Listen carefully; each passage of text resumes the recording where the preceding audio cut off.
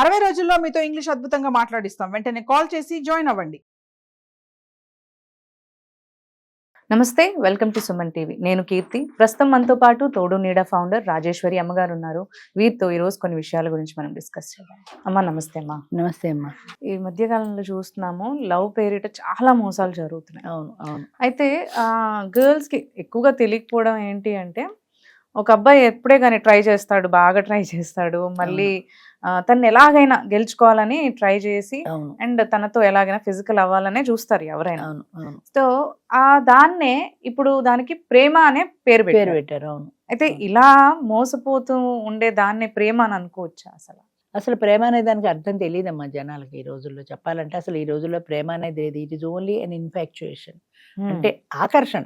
అందంగా ఉంటే ఆకర్షిస్తాం సహజంగా. పువ్వును చూసి చుమ్మెది ఎలా ఆకర్షణకు లోనవుతుందో అట్లాగే అందమైన అమ్మాయి చూస్తే మగవాడు ఆకర్షణకి లోనవుతాడు. ఆ అందాన్ని ఎలా అయినా తన స్వంతం చేసుకోవాలనుకుంటాడు. తన స్వంతం చేసుకోవాలనుకొని స్నేహం చేస్తాడు, ఏదేదో చెప్తాడు, ఏదో రక్తాక్షరాలతో రాశానో అదో ఇదో ఏదో రకరకాల మాటలు మాట్లాడతాడు. ఒక్క విషయం చెప్తా నేను, ఇలా మాట్లాడేవాడు నన్ను పటాయించడానికి ట్రై చేస్తున్నాడు అన్న భావంతో చూడు, నువ్వు దగ్గరికి వెళ్ళవు. ఆ భావంతో చూడకుండా వాడు నా వెంట పడుతున్నాడు, నాకు ఫోన్లు చేస్తున్నాడు, నాకు మెసేజ్లు పెడుతున్నాడు అని అనుకున్న నాడు నువ్వు టప్పని పడిపోతావు. ఒక యాంగిల్లో ఆలోచిస్తున్నావు, నువ్వు రెండో యాంగిల్లో ఆలోచిస్తే నువ్వు టెంప్ట్ కావు. మనం ఏదైతే టెంప్ట్ అవుతామో ఆ యాంగిల్కి వెళ్తున్నావు. ఏమో వాడు నన్ను పటాయిస్తున్నాడేమో, వాడు నన్ను లవ్ చేశానని చెప్తున్నాడు, అది ఎంతవరకు నిజమో. అంచేత అలాంటివి ఎందుకు నేను నమ్మాలి, అలాంటి వాడి దృష్టిలో నేను ఎందుకు పడాలి అని నువ్వు స్ట్రిక్ట్గా ఉండి వాడి చూపులో నువ్వు చూపు కలిపినప్పుడు నువ్వు కళ్ళు సిగ్గుతో తలదించుకున్నావు అంటే వాడికి పడుతున్నావు అని అర్థం. అంచేత అలా కాకుండా నువ్వు ధైర్యంగా మాట్లాడితే వాడు కూడా దూరం వెళ్ళిపోతాడు. అంచేత మనం ధైర్యంగా ఉండడం నేర్చుకోవాలి. వాడు నన్ను పటాయించడానికే ప్రయత్నం చేస్తున్నాడు, నాతో ఫిజికల్ రిలేషన్ వాడు కోరుకుంటున్నాడు. ఈ ఫిజికల్ రిలేషన్ కావాలనుకున్నవాడు పెళ్లి చేసుకోడు. పెళ్ళైతే పెళ్ళయ్యేదాకా ఆగమని చెప్పు, నన్ను పెళ్లి చేసుకుంటావా, రా మా పేరెంట్స్తో మాట్లాడు. అసలు ముందు చదువుకునేవాడు, ఇంటర్మీడియట్ వాడు, నువ్వు నన్ను ఏం పెళ్లి చేసుకుంటావు, ముందు నువ్వు చదువుకో, ఉద్యోగం చేసుకో, అప్పుడు నా దగ్గరికి రా, అప్పుడు నా పేరెంట్స్ తో మాట్లాడు. మాట అంటారమ్మా, అంటే నీకు నా మీద నమ్మకం లేదా, లేదు ఎందుకు చెప్పరు, లేదు అని ఎందుకు చెప్పరు, నీ మీద నమ్మకం లేదు నాకు. నువ్వు నమ్మకం ఉంటే నువ్వు చేసి చూపించి అప్పుడు నమ్ముతాను. నువ్వు డిగ్రీ పాస్ అవ్వు, నువ్వు ఉద్యోగం సంపాదించు, అప్పుడు నేను నమ్ముతాను. ఏమీ లేకుండా బోర్డు ఇంటర్మీడియట్ కి తలదు వేసుకుని నా మీద నీకు నమ్మకం లేదా అని సినిమా డైలాగ్ చేయలేను చెయ్యను కూడా ఎప్పుడు అని జవాబు చెప్పే స్థాయికి ఆడది రావాలి. వీళ్ళు పెరగాలి, వాళ్ళు కాదు. వాళ్ళ బలహీనత అది. వాళ్ళు ఏదో ఒకటి ట్రై చేస్తారు. నువ్వు తాపితే అదేదో సినిమాలో చెప్పినట్టు మా వీధిలో ఒక అమ్మాయి ఇచ్చింది అని అదేదో చిరంజీవి పాట ఉంది, అలాగా ఇది కాదంటే మళ్ళీ ఆటోమేటిక్ గా చాలా ఈజీగా ఇంకో అమ్మాయి దగ్గరికి వెళ్ళిపోతాడు వాడు. అంచేత అది వాడి సహజ లక్షణం. తుమ్మిద మారినట్టుగా పూల మీద మారినట్టుగా మారడం అనేది వాడి సహజ లక్షణం. అది దానికి నువ్వే అట్రాక్ట్ కాకూడదు. నువ్వు చదువుకో, నువ్వు ఉద్యోగం చేయి, అప్పుడు మా వాళ్ళని ఒప్పిస్తే నేను పెళ్లి చేసుకుంటా. పెళ్లి చేసుకోకుండా నీ జోలికి రాను, నీ దరిదాపులు కూడా రాను, నా కోసం ట్రై చేయొద్దు.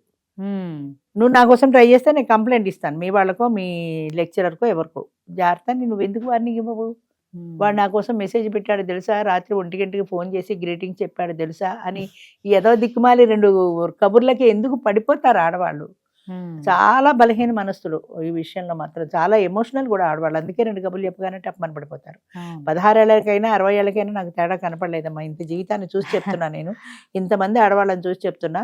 60 ఏళ్ల వయసులో కూడా ఇంకా ఇప్పటికీ 2 కబుర్లు చెప్తే పడిపోయే వాళ్ళు ఉన్నారు 60 ఏళ్ల వయసులో కూడా. ఆల్రెడీ ఒక అమ్మాయి పెళ్లి కాకపోయినా గానీ అక్కడ అబ్బాయికి పెళ్లి అయిపోయి ఉంటది, ఫ్యామిలీ ఉంటది, కానీ నీ మీద ప్రేమని వెంటబడుతూ ఉంటాడు. ఒక ఆవిడ వచ్చింది నాకు మెంబర్ గా.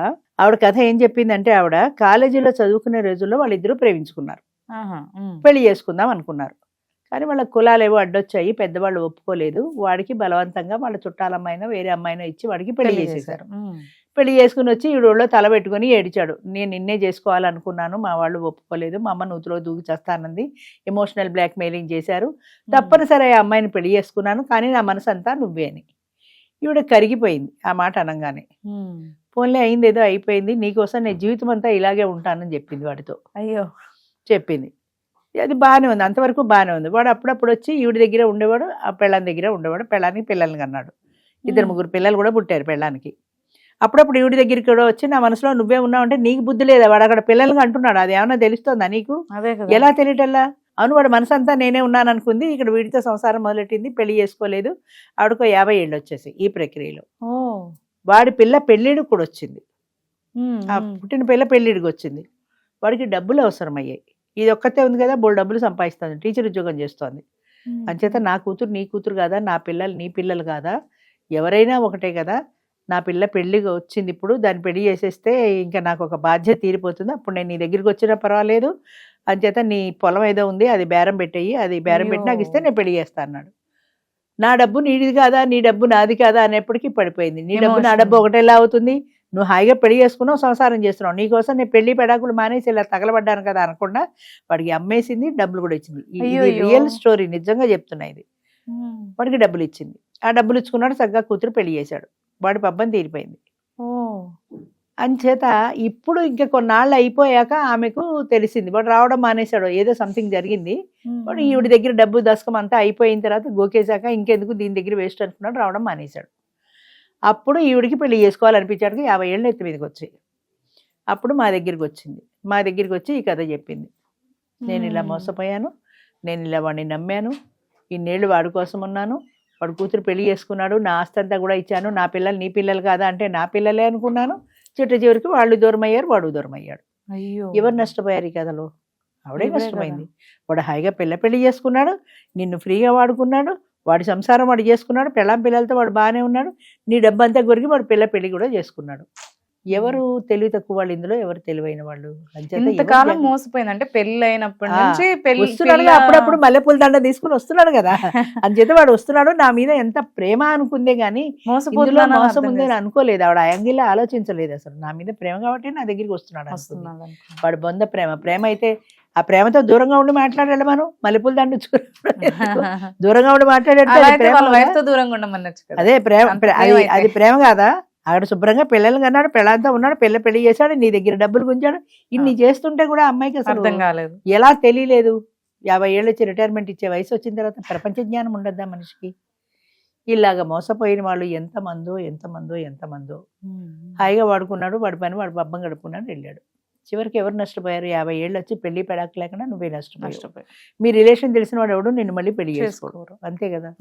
అంచేత ఎప్పుడు కూడా జాగ్రత్తగా ఉండవలసింది ఆడదే. అందుకే మన వాళ్ళు పూర్వీకులు సామెత చెప్తారు చూడు, అరిటాకు వెళ్ళి ముళ్ళు మీద పడ్డా, ముళ్ళు వచ్చి అరిటాకు మీద పడ్డా, అరిటాకే నష్టం అంటారు. అరిటాకు లాంటిది ఆడదే.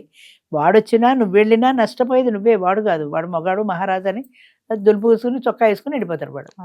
కానీ నష్టపోయేది జీవితంలో నువ్వు అన్నది. ప్రతి క్షణము నేను ఆడదాన్ని, జాగ్రత్తగా నేను ఉండాలి, ఏ ఆడదైతే ఉండాలా అని అడుగుతారు ఇప్పుడు జనరేషన్. కానీ నష్టం నీకే. మొన్న ఎప్పుడో టీవీలో ఇంటర్వ్యూ చూశాను, ఒక డాక్టర్ చెప్పింది 18-25 మధ్య వయసులో అబార్షన్ కోసం వచ్చేవాళ్ళు ఎక్కువ అని. అన్మ్యారీడ్ వాళ్ళు మెయిన్లీ, వాళ్ళకి మ్యారేజ్ అవ్వదు, ఎవరితోటో లివ్ ఇన్ రిలేషన్ ఇంకోటో ఉంటారు, కడుపు వస్తుంది. వస్తే ఇప్పుడు వాళ్ళకి తెలిస్తే ఇది గొడవ కాబట్టి అబార్షన్ కోసం వస్తారు. ఈ ఏజ్లో ఈ ఏజ్లోనే 18-25 మధ్య వయసులోనే ఈ అట్రాక్షన్స్ కూడా ఎక్కువ ఉంటాయి. ఆ కంట్రోల్ చేసిన కెపాసిటీ కూడా తక్కువ ఉంటుంది. 2 మాటలకి పడిపోయే నైజం కూడా ఈ వయసులోనే ఉంటుంది. అదే 25-30 ఏళ్ళు వస్తే వాళ్ళు కూడా కాస్త వెన్నుముదిరి ఇలాంటి మోసాలని తెలుసుకునే పరిజ్ఞానం వస్తుంది.